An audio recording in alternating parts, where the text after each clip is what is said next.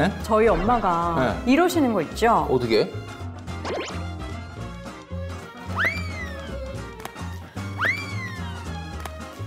응, 알았다고. 너무 그까지 마라. 알았다고. 너무 그까지 마라. 내가 알아본다 안 하나?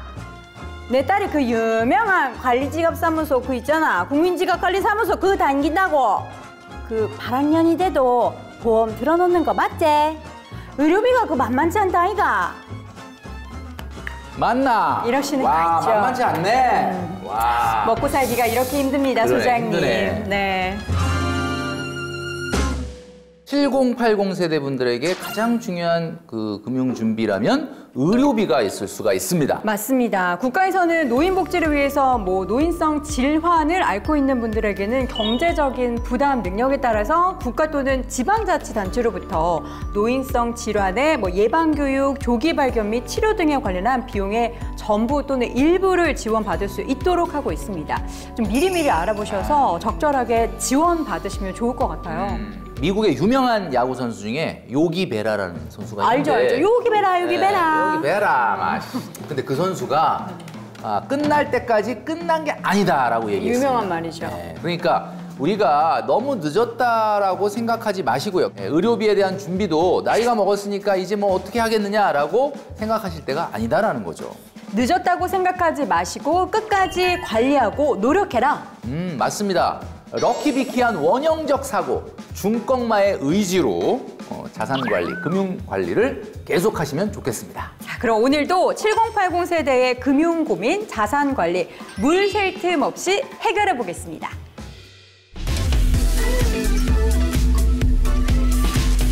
첫 번째 사연입니다. 안녕하세요. 저는 80대 남자입니다. 제가 80대 남자가 목소리가 너무 성대는 안 늙었을 수 있죠.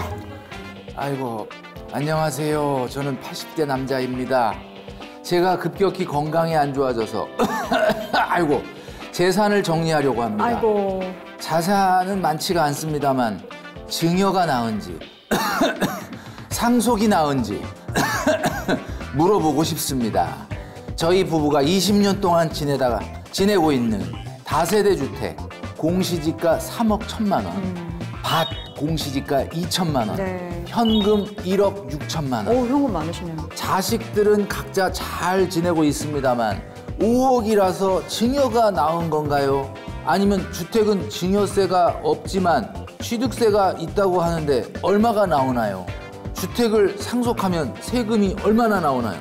절세 방법은 없는 건가요? 이 노년에게는 자녀들한테 증여나 상속하는 시기나 세금에 대한 고민까지 좀 많은 것 같아요. 네, 지금 여러 가지 알고 계신 모든 세금의 이름을 다 이야기하신 것 네. 같은데 취득세라는 것은 부동산을 취득해야, 매입해야만 생기는 거니까 그쵸? 걱정 안 하셔도 될 것 같고요. 자, 증여와 상속 헷갈려 하시는 분들이 굉장히 많은데 딱 정리해 주세요. 그죠? 내가 살아있을 때 물려주면 증여입니다. 증여. 내가 사망한 후에 물려주게 되면 상속이 되는 거죠. 네. 자, 가장 고민이 증여가 세금이 적을까? 상속이 세금이 적을까? 이런 것들로. 그때 달라요. 맞아요. 자, 왜 이것이 달라지느냐? 지금 아마 여러분들에게 보여드리게 될 텐데, 자, 증여세 같은 경우는 그 증여받은 재산에서 공제해주는 금액, 그러니까 그 공제 금액이 별로 없습니다. 배우자 공제나 자녀 공제밖에 없거든요. 네. 자, 그런데 상속 같은 경우는 공제가 일괄 공제, 기초 공제, 금융자산 공제, 그 다음에 노인 공제, 장애인 공제, 당연히 장례비 공제 있고요. 그리고 배우자 자녀 공제가 또 있기 때문에 이렇게 공제 항목이 많아서 웬만하면 아주 특별한 경우가 아니면 상속이 좀 더 유리할 가능성이 있습니다. 자, 이렇게 이야기하면 또 약간 헷갈려 하실 수 있기 때문에 예를 들어 한번 제가 설명드리도록 할게요. 자, 물려주실 재산이 30억이다. 와. 듣기만 해도 훈훈하네요. 자, 그런데 30억인데 배우자와 자녀 2명이 있습니다. 자, 이 경우에 증여를 하는 경우와 상속을 하는 경우 세금이 얼마 나오는지를 계산을 해봤습니다. 이거는 딱 현금 기준으로 30억 네, 그렇죠. 계산이죠? 자, 그러면 증여를 했을 때는 아시겠지만 증여는 인별과세라 그래서 증여받은 수증자가 각각 세금을 내야 되는데 30억을 물려주면 자, 배우자 10억, 자녀 2명에게 각각 10억. 그러면 이 받은 수증자가 3명이 되니까 이 세 명이 각각 세금을 내야 되는데 이 세 명이 낸 세금을 다 합치니까 세금이 5억 440만 원이 됩니다. 증여의 기준으로. 네, 증여의 기준으로. 네. 자, 그런데 이거를 사망한 후에 상속으로 주게 되면은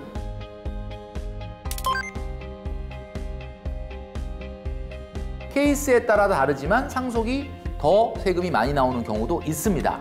자, 그런데 반대로 이야기하면 30억보다 적은 경우에는 네. 그게 부동산인지 금융자산인지에 따라서 달라지겠지만 대체로 증여보다는 상속이 유리한 경우가 많습니다. 그래서 케이스마다 다르기 때문에 얼마는 상속이 유리하고 얼마는 증여가 유리하다 이렇게 이분법적으로 얘기할 수는 없다는 거예요. 최근 들어서는 그 10억 원을 초과해서 상속세 대상이 되는 수도권 아파트가 전체 수도권 아파트의 비중이 한 13%까지 늘어났다라고 해요.